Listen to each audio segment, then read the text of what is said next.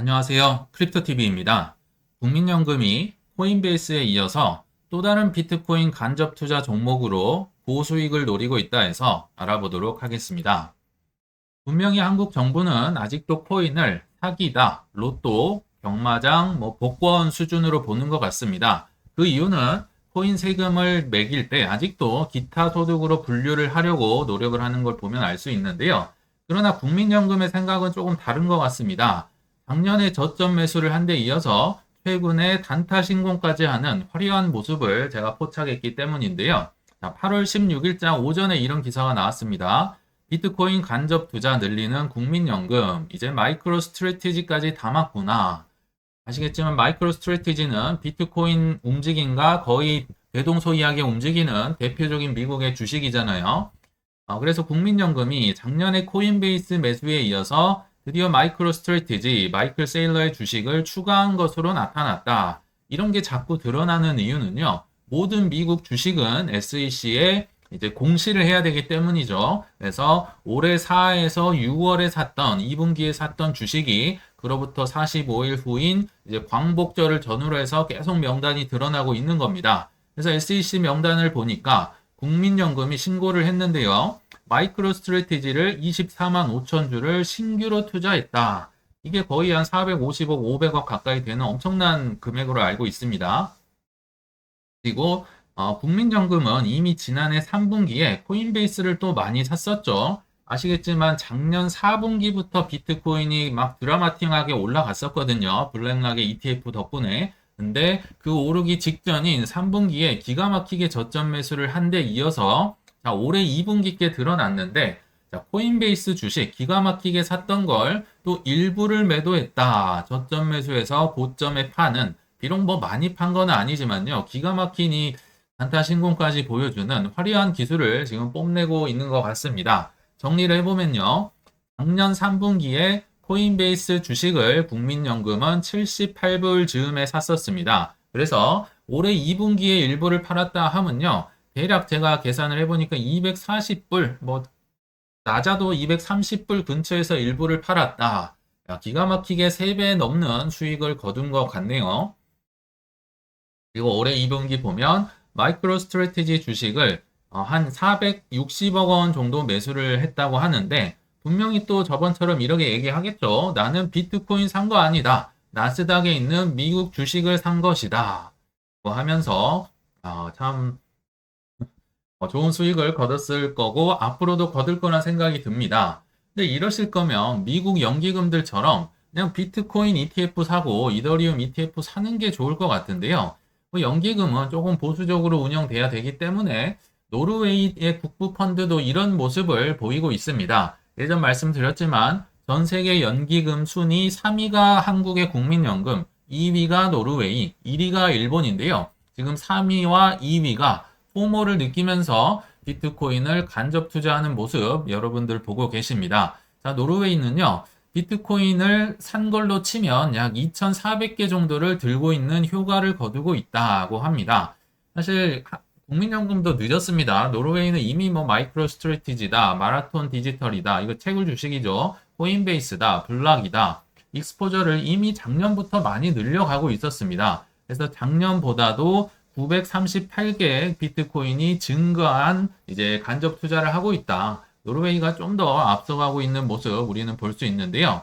아시겠지만 코인베이스다, 마이크로 스트래티지다, 마라톤 디지털, 채굴 라이엇도 있고요. 이런 대주주는요. 블랙락, 뱅가드, 피델리티 수많은 기업들, 특히 세계 1위 자산운용사 그리고 세계 2위 자산운용사 이들이 꽉 잡고 있습니다. 근데 계속 뉴스 보셔서 아시겠지만요. 마이크로 스트래티지나 마라톤이나 계속 전환 사채를 발행하고 빚을 내서 뭘 삽니까? 비트코인을요, 오르거나 떨어지거나 계속 그 돈이 어디서 난지 모르겠지만 사고 있습니다. 그 돈이 어디서 났다고요? 블랙락, 뱅가드, 주요 대주주니까요, 이들이 허락을 하지 않고선 그런 걸 허락을 해줄 수가 없습니다. 반대로 얘기하면 블랙락, 뱅가드와 함께 미친 듯이 돈을 찍어서 저점 매수도 하고 고점 매수도 하고 빚을 내서도 계속 투자를 하고 있다.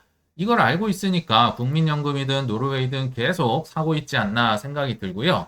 아마 예언컨대 24년 3분기에는 국민연금이 지금 안 산 거 있죠? 채굴 주식, 마라톤 디지털이든 라이엇이든 이런 채굴 주식에 그 주식을 사지 않을까 이런 뉴스 분명히 나오지 않을까 생각이 들고요.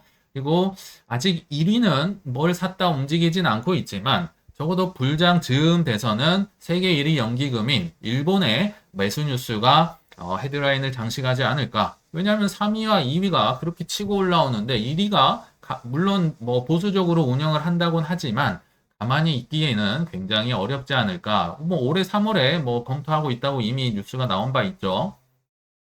그래서 세계 1위에서 3위의 연기금이 작년부터 이렇게 냄새를 맡을 정도면 일반 뭐 금융기관들은 이미 뭐 어마어마하게 샀지 않았을까 생각이 들거든요. 최근 뉴스입니다. 골드만삭스, 모건 스탠리에 이어서 계속 비트코인 ETF를 사고 있는 게 이제 속속들이 드러나는데요. 이게 기관들의 포모가 이제 막 시작된 것처럼 보이죠. 보이나 과거에는 ETF가 없었기 때문에 뭐 예전 말씀드렸지만 서클사라든지 채굴 주식이라든지 뭐 코인베이스 주식이라든지 이미 3쿠션으로 다 사놓고 있습니다. 그러니까 시작처럼 보이지만 사실 시작이 아니고 이미 간접 투자를 많이 해놨다. 과거엔 ETF가 없으니까 시작처럼 보인다는 얘기입니다. 골드만삭스 올해 2분기 기준으로 4억 한 1,800만 달러 상당의 비트코인 ETF를 샀네요. 뭐 적어도 한 6천억, 7천억 정도 될 것 같고요. 모건 스탠리도 약 2,500억 원 정도의 비트코인을 샀다. 얘기는 안 드리지만 뱅크 오브 아메리카도 있고요. 뭐 JP 모건도 있고 수많은 기관들이 점차 늘려가고 있더라. 이거 아시겠지만 미국의 연기금 중에 가장 많이 산 걸로 일단 표면상 드러난 위스콘신 주는요. IBIT, 그러니까 블랙락의 포지션, 블랙락 거를 더 많이 샀다는 거죠. 그래서 안 그래도 많이 있었는데 올해 2분기에 44만 개 정도를 추가로 매입을 했다. 반대로 그레이스케일의 ETF는 전량 매도했다. 이게 무슨 얘기냐면요. 연기금은 아시겠지만 10년, 20년, 30년 들고 가는 곳입니다. 근데 그레이스케일 거는 너무 수수료가 비싸잖아요. 나 오래 들고 있을 건데 괜히 비싼데 살 필요 없겠죠. 그래서 수수료 비싼데 다 팔아버리고 블랙락깔로 가득가득 채워서 더 장기 투자를 효율적으로 운영하려고 노력하고 있다. 이렇게 보입니다. 어, 연기금에 이어서요. 지금 코인 결제 상용화라든지 벌금을 내면서 인도 시장에 자꾸 뭐 바이낸스다 여기다 들어가고 있거든요. 그 이유가 무엇일까요? 확정된 미래이기 때문에 코인 가격에 상관없이 지금 기관들, 국가들이 포머를 느끼고 있다는 얘기인데요. 최근에도 애플페이 그리고 아이폰에서 이렇게 USDC라든지 스테이블 코인으로요. 탭투페이 가능하게 이제는 코인으로 결제하는 시대 이미 전 세계적으로 퍼져 있는데요. 우리가 쓰지 않을 뿐입니다. 이게 점점점 아이폰에서도 퍼져나가고 있다. 그리고 이게 뭐 어제 오늘 얘기가 아닌데요. 메타마스크라든지 코인베이스 월렛 또는 뭐 내가 들고 있는 나노 지갑 이런 거 디지털 월렛에서 이미 비트코인, 이더리움, 폴카다, 솔라나, 스테이블 코인 그리고 미국 가시면 뭐 도지다, 시바이누다 이런 걸로 결제가 이미 되고 있는데요. 이게 뭐 새로운 것처럼 나오는 게 아니에요. 지금 이미 쓰고 있는데 우리가 모를 뿐이다. 왜요? 우리가 안 쓰고 있으니까요. 그리고 인도 정말 말도 많고 탈도 많죠. 최근에 뭐 해킹도 당했다더라. 그리고 어마어마한 세금으로 거의 코인 업계를 다 고사시키고 있지만 그런 곳임에도 불구하고 바이낸스가 또 최근에 8,600만 달러 세금을 들이맞고요. 이게 세금만 이 정도고요. 벌금은 또 따로 있습니다. 심지어 올해 초에 쫓겨났었죠. 그럼에도 보시면 바이낸스 인도 재진출 결국은 인도 재무부 산하에 금융정보분석원에 등록을 하고 이렇게 매를 맞으면서도 들어간다고 합니다. 그래서 인도 투자자들이요 다시 한번 바이낸스에 드디어 접속을 할 수 있게 됐다. 이미 뭐 올해 초에 규정 미준수다 뭐다 하면서 뭐 쿠코인이다 뭐다 다 삭제 조치하고 퇴출됐었잖아요. 왜 이들이 이렇게 들어가는지 한번 가만히 생각을 해보시면 좋을 것 같고요. 또 나이지리아 여기에 바이낸스 임원들 막 감금되고 정말 갇혔었거든요. 나라에서 막 감옥에 가둬버리고 했음에도 들어가는 이유가 뭘까? 왜 그럴까요? 이게 미래니까 그러겠죠. 그래서 가격이 재미없을 때도 그들의 행동, 특히 지금 포모를 주목할 필요가 있다. 이걸 보면 이게 투자를 하지 않고선 국민연금이든 노르웨이든 견딜 수가 없다는 얘기를 드리고 싶은 겁니다. 그렇지만 우리는 항상 빨리 많이 벌고 싶어서요. 정말 많은 도박을 하는 것 같습니다. 물론 내가 생각하는 방향대로 가면 좋은데 반대로 가면 치명상을 얻겠죠. 여기 보시면 마이크로 스트래티지 워낙 유명한 주식이니까 이 마이크로 스트래티지가 거의 2배로 가는 레버리지 ETF 상품이 출시됐다고 합니다. 원래는 2배짜리를 추진했지만 SEC가 야 그거 너무 위험하니까 하지 마 해서 1.75배짜리가 나왔다고 하는데요.